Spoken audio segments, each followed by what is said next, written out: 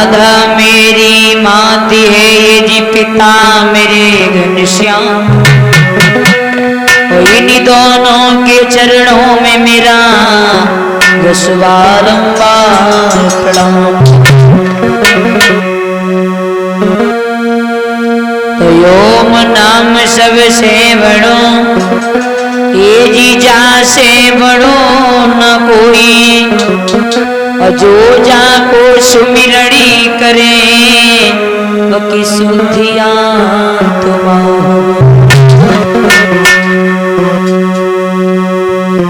पवन तने संकट हरण मंगल मूर्ति राम लखन सीता सहित हृदय बसो।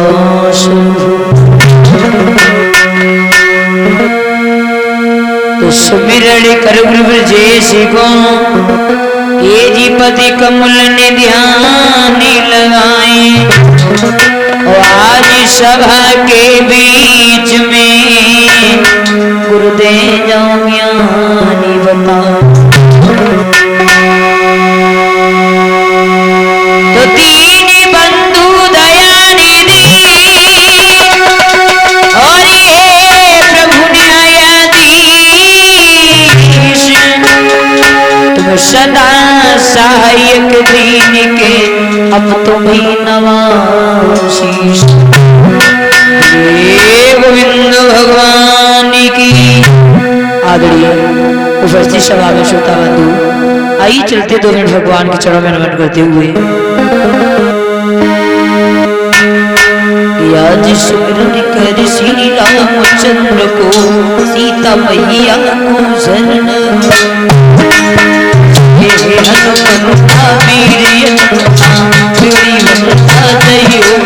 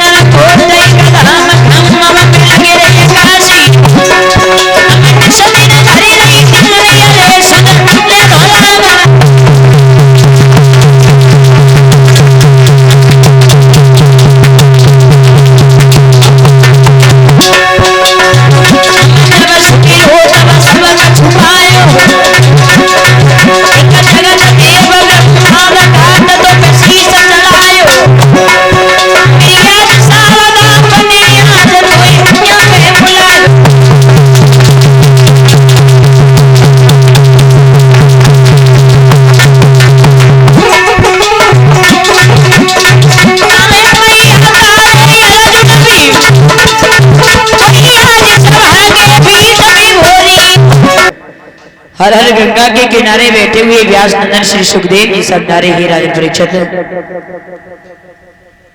अगर आप इसी तरीके से भगवान की कथाएं सुनते रहे और किसी भी प्रकार की कोई शंका नहीं की तो तब तक तुम्हारा कुछ बिगाड़ नहीं पाएगा।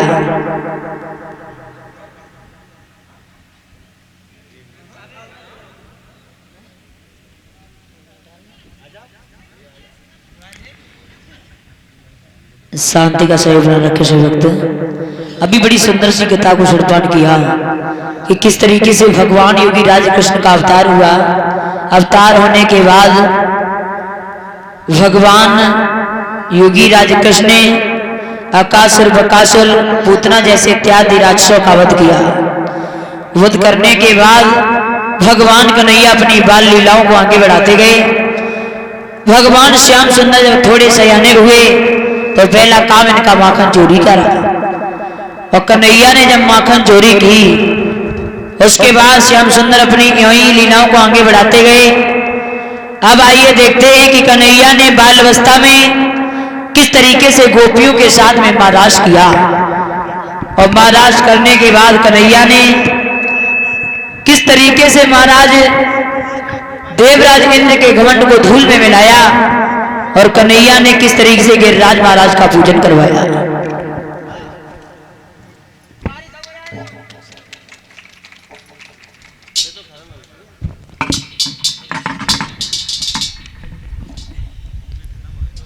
तो श्री सुखदेव जी समझाते हैं राजन परीक्षित, भगवान श्याम सुंदर ने क्या देखा। एक बार सभी गोपिकाओं ने कन्हैया से कहा है, श्याम हमारी मन की इच्छा मन में ही जा रही है। मेरे कन्हैया मेरी इच्छा तो यहाँ तक है कि आप हमारे साथ में एक दिन महाराज भी करो।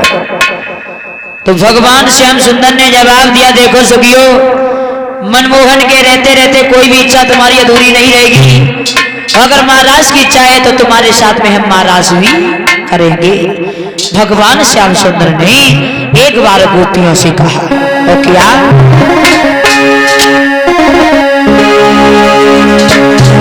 कि बोले कृष्ण चन्ने तुम नीरज धरा, श्याम सुंदर निकल के न जा पाएगा।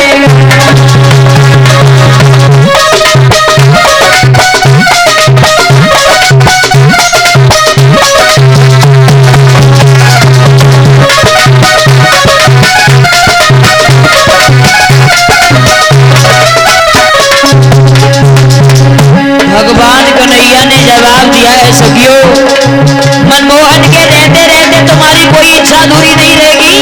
हम मुस्कुराते हुए श्याम सुंदर ने जवाब दिया, बोले कृष्ण चन्ने तुम नीरज धरा, श्याम सुंदर निकल के न जा पाएगा। आज पूरी तुम्हारी सगाई आज पूरी तुम्हारी सगाई कर तुम होगी वही श्याम निकल जाएगा।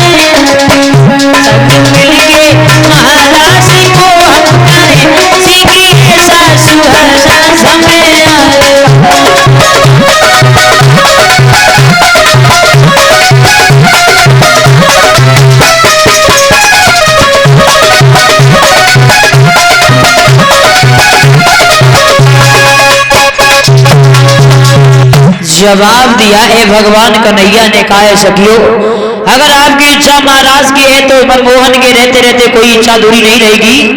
अगर महाराज की इच्छा है तो आने दे वो समय को, समय आने पर हम तुम्हारे साथ में ये महाराज भी करेंगे। एक दिन का जिक्र है, शरद ऋतु की पूर्णिमा के दिन भगवान श्याम सुंदर ने अपनी योग माया से इशारा किया और कहा कि तुम चली जाओ और जाकर के यमुना के किनारे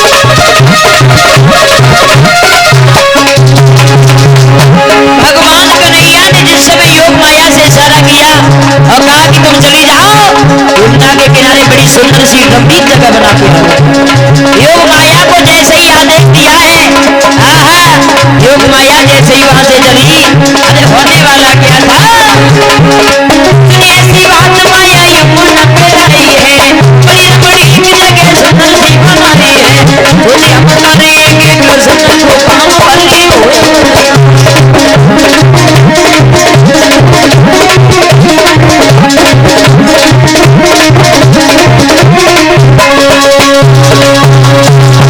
ध्यान रखना भैया।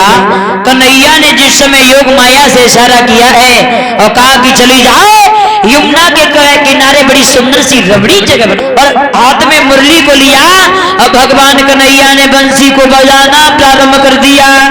ऐसा ही नहीं कि देखी जगह कोशिया में कटी अरे सायो है अपन शिवा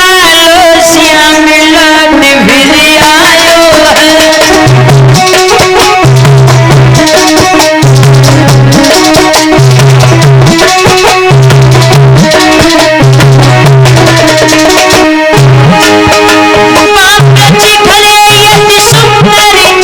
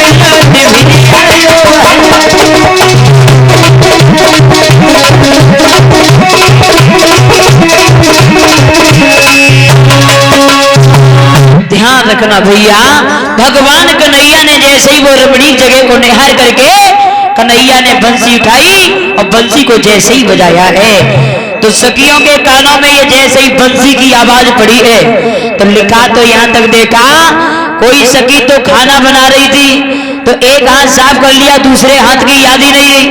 और कोई सखी श्रृंगार कर रही थी, एक आंख में काजल लगा लिया, दूसरी की याद ही नहीं। उल्टे सीधे गहने पहन करके आज 5 सखियां भाग पड़ी कि उल्टे सीधे गहने पहने और साड़ी लपेट ली जाने को, और बहुत तेरा रोका पतियों ने राजी न वही वे रहने को। भगवान कन्हैया की बंसी की धुन जैसे ही कानों में पड़ी तो सखियां कैसे महाराज वहां से भाग खड़ी हुई, एक दूसरी एक सखियों से कह रही है, बहन ऐसा प्रतीत होता है कि कन्हैया हमारे साथ में आज महाराज करेंगे। और सखियां वहां से उल्टे सीधे गहनों को पहन करके चली है। एक कवि तो यहां तक कहता है वो सखियों की दशा क्या थी। उस वक्त श्याम ने ऐसी बजाई गई, श्याम ने ऐसी बजाई गई, और बसुरिया ने श्याम ऐसी बजाई गई, बसुरिया ने श्याम ऐसी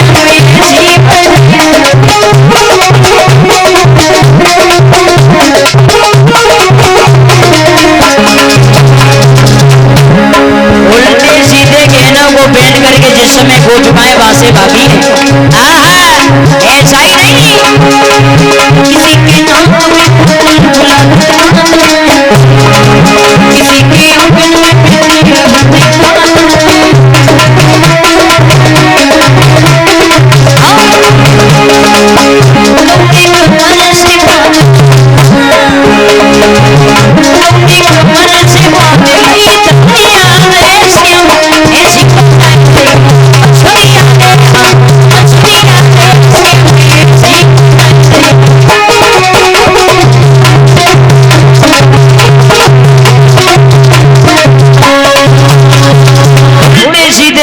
को पहन करके जैसे ही वो फुकाए वहां से भागी हैं, वह तेरा रोका पतियों ने, लेकिन एक भी यार उन सखियों ने अपने पतियों की बात को नहीं माना।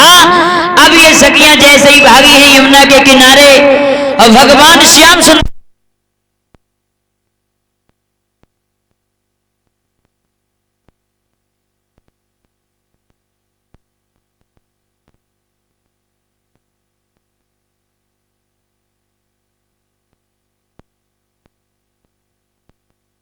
बोलिए गोविंद भगवान की। ध्यान रखना भैया, इधर भगवान कन्हैया ने जैसे ही सखियों को निहारा है और सखियों को देख करके भगवान कन्हैया जो बंसी को बजा रहे थे, बंसी को बजाना तो बंद किया है श्याम ने और कन्हैया वहां से छुप गए। जैसे ही सखियों ने इधर देखा है कि भगवान श्याम सुंदर जब नजर नहीं आए तो एक दूसरी सखियों से समझाती हुई बोली, बहना अरे अभी ये तो देख कन्हैया है तो है कहां। और आज सखियां आपस में समझाती हुई बोली, बहना अरे देखी ले मैंने अब है गिरधारी, देखी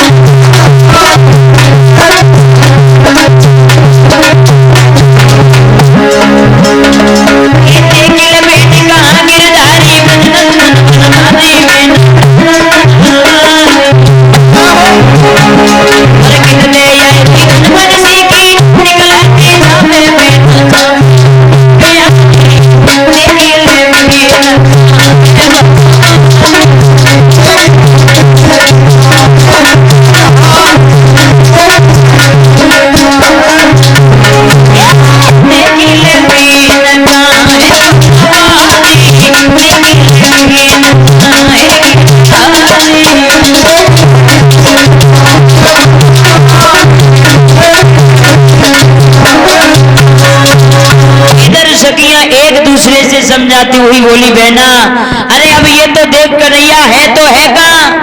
इधर तो सखियां बड़ी परेशान हैं, बड़ी हैरान हैं। और इधर कैलाश पर्वत पर भोले बाबा जिस समय निवास कर रहे थे तो मैया पार्वती को पता चला कि आज भगवान कन्हैया महाराज करेंगे। तो मैया पार्वती सज धज करके आज वहां से चली है महाराज देखने के लिए। और जैसे ही भोले बाबा ने देखा तो जवाब दिया पार्वती, बगैर पूछे बताए हो इतनी जल्दी और कहां जा रहे हो? पार्वती ने जवाब दिया, भोले बाबा तुम्हारी बहुत खराब आदत है। बोले क्यों? बोले पल पल पे टोकने की आदत ठीक नहीं है। भोले बाबा ने जवाब दिया, पार्वती के पागल हो गई हो? हमारा दायित्व बनता है, तुम कहां जा रही हो पूछने का अधिकार नहीं है क्या? पार्वती ने जवाब दिया, कहां जा रही हूं? अरे महाराज देखने के लिए जा रही हूं। कहां महाराज हो रहा है? जवाब दिया, भगवान कन्हैया महाराज करेंगे यमुना के किनारे, हम वही महाराज को देखने के लिए जा रहे हैं। भोले बाबा ने जवाब दिया, पार्वती अगर महाराज देखने के लिए तुम जा रही हो तो साथ में मुझे भी ले चलो। पार्वती ने जवाब दिया, भोले बाबा क्या पागल हो गए हो? मर्दों का काम नहीं है, वहां सिर्फ स्त्रियां ही जाएंगी। भोले बाबा ने जवाब दिया, पार्वती कुछ भी करो लेकिन हमें किसी भी प्रकार से महाराज देखने के लिए अपने साथ ले। पार्वती ने जवाब दिया, भोले बाबा आपको एक बात नहीं पता है, हम भला तुम्हें स्त्री कैसे बना सकते हैं? जवाब दिया, कुछ भी करो मैं मानने वाला नहीं हूँ।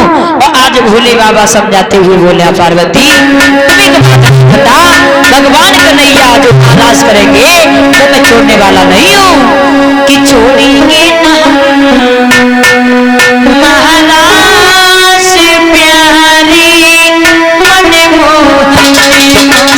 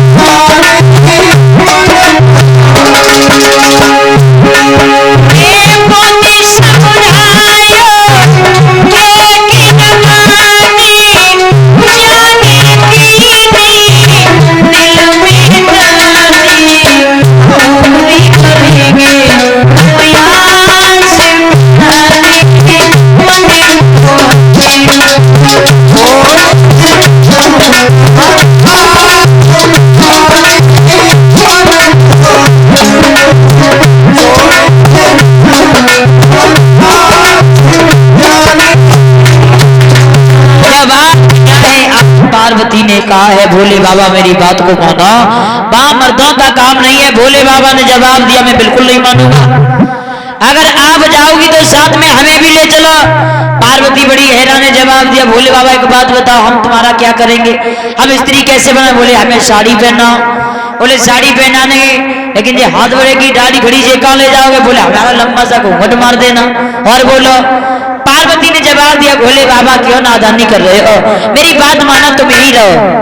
भोले बाबा ने जवाब दिया, पार्वती हरगिज नहीं, मैं जाऊंगा तो जाऊंगा, कन्हैया का महाराज अवश्य देखूंगा। आज भोले बाबा ने एक बार मैया पार्वती की बात को नहीं माना। आज भोले बाबा नर से नारी बने गए। मैया पार्वती की साड़ी पहनी है और लंबा सा घूंघट मार करके आज भोले बाबा मैया पार्वती के साथ में चलने के लिए हुए। ऐसा ही नहीं,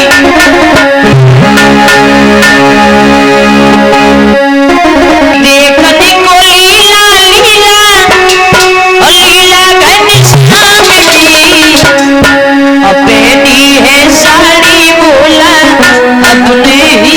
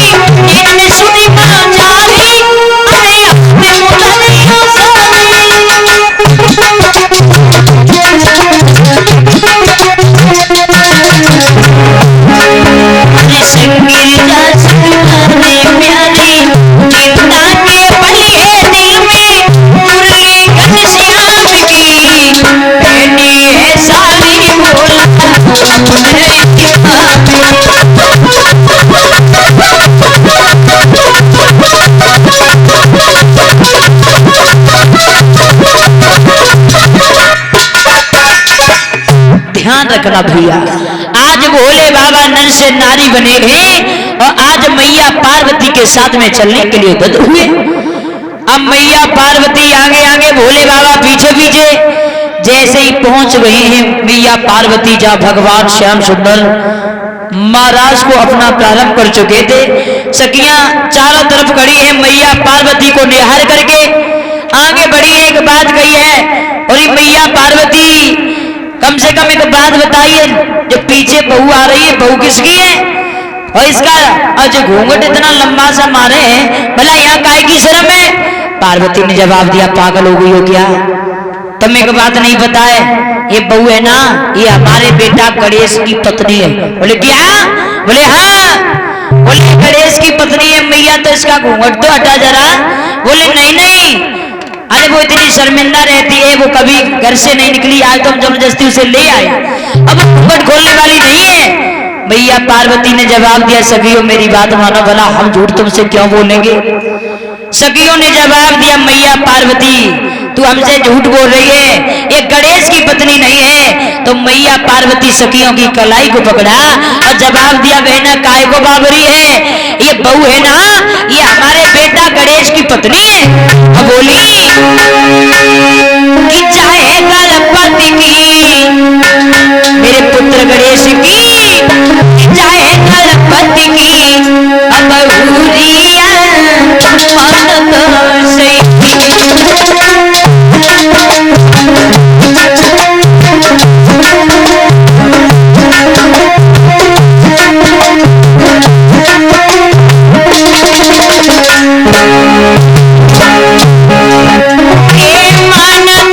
सही।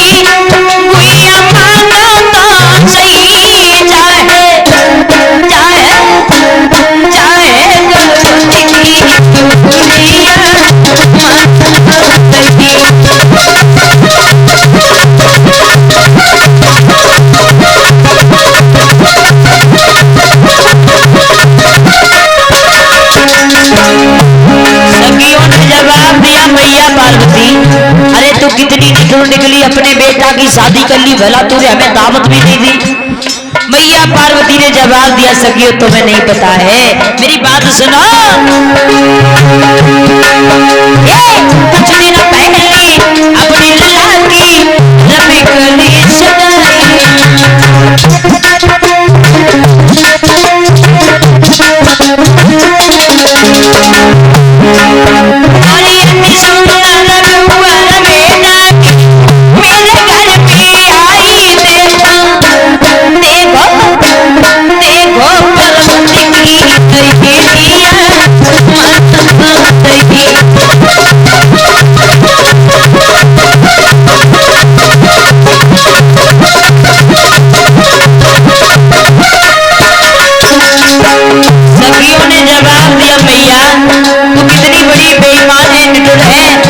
समझाती हुई सखियां बोली, मैया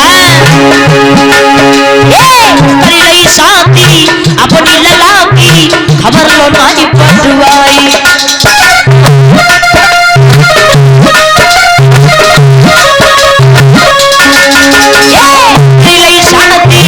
अपनी लला की खबर लो नहीं भिजवाई।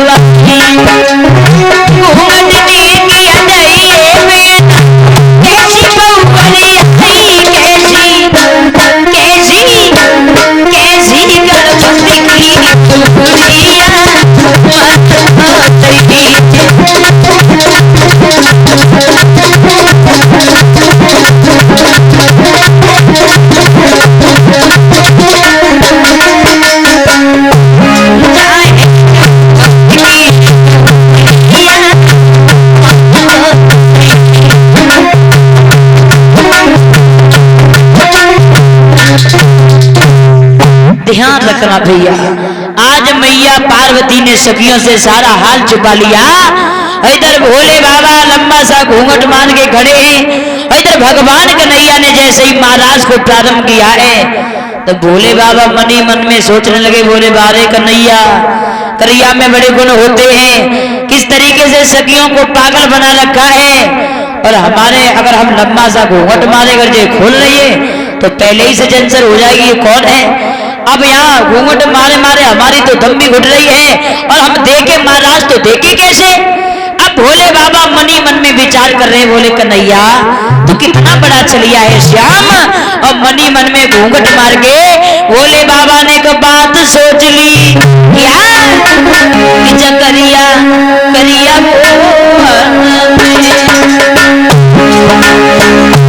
सखिया भूलई रे तारे का भूलई रे तीनों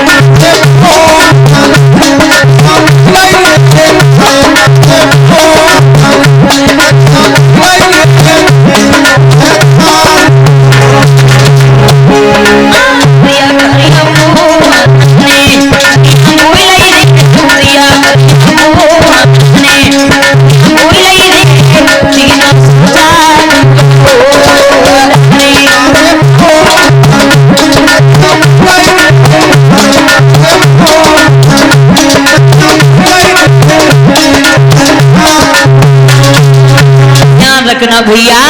आज भोले बाबा मनी मन में सोचने लगे, भोले बारे कन्हैया तूने सखियों को कैसा पागल बना दिया, अपने रंग में सखियों को रंग लिया, भला करिया में बहुत गुण होते। काफी देर तक खड़े रहे, जब भोले बाबा मन में विचार करते रहे, उसके बाद दिमाग में झटका लगा, इसका मतलब है कि हम घूंघटी मारे खड़े रहेंगे और महाराज का आनंद भी नहीं उठा पाएंगे। तब तक भोले बाबा ने क्या किया, साड़ी को उतारा और दूर फेंक दिया। आज भोले बाबा महाराज में कूद पड़े और जैसे ही महाराज में कूदे, ऐसा ही नहीं कूद पड़े महाराज बीच में, शिव शंकर श्री त्रिपुरारी कूद पड़े महाराज बीच में, शिव शंकर श्री त्रिपुरारी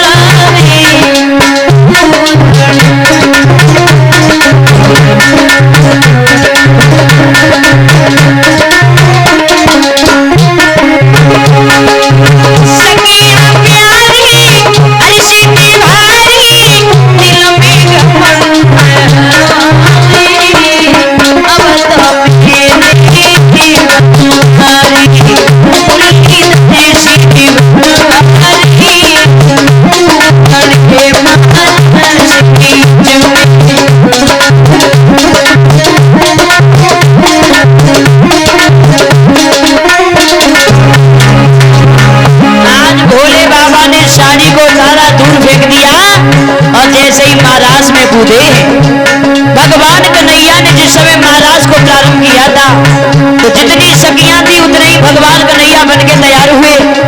अब किसी भी सखी के हृदय में ऐसा विचार नहीं है कि भगवान श्याम सुंदर हमारे पास नहीं है। सखियों को बड़ा घमंड है। सखियां प्यारी अरशती भारी, दिल में घमंड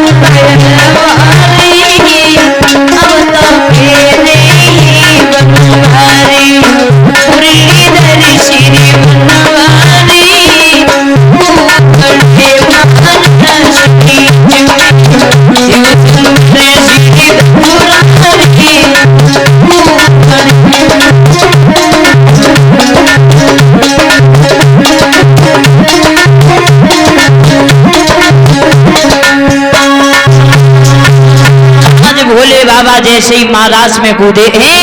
यही से भोले बाबा का एक नाम और पड़ जाता है गोपेश्वर भगवान। गोपेश्वर भगवान की आज भगवान कन्हैया ने जैसे ही अंतर ध्यान हुए तो सखियां बड़ी परेशान हुई, बड़ी ही हैरान हुई, रोती बिलखती हुई, एक दूसरी से समझाती हुई बोली बहना अभी तो श्याम सुंदर हम और आप लोगों के बीच में थे, अब भला कन्हैया इतनी जल्दी गए तो गए कहां। भगवान श्याम सुंदर ने ये मन में विचार किया कि इनके साथ में तो महाराज कर दिया, लेकिन इनको भी अपने ऊपर बड़ा गुरूर है, बड़ा ही घमंड है, और घमंड को दूर करने के लिए श्याम सुंदर उन सखियों के बीच में अंतर ध्यान हो जाते हैं। इस तरीके से बाल अवस्था में भगवान योगी राज कृष्ण ने सखियों के साथ में महाराज भी किया। अब आइए आगे देखते हैं कि भगवान योगी राज कृष्ण ने किस तरीके से गिरिराज महाराज का पूजन करवाया और किस तरीके से देवराज इंद्र के घमंड को दूर किया।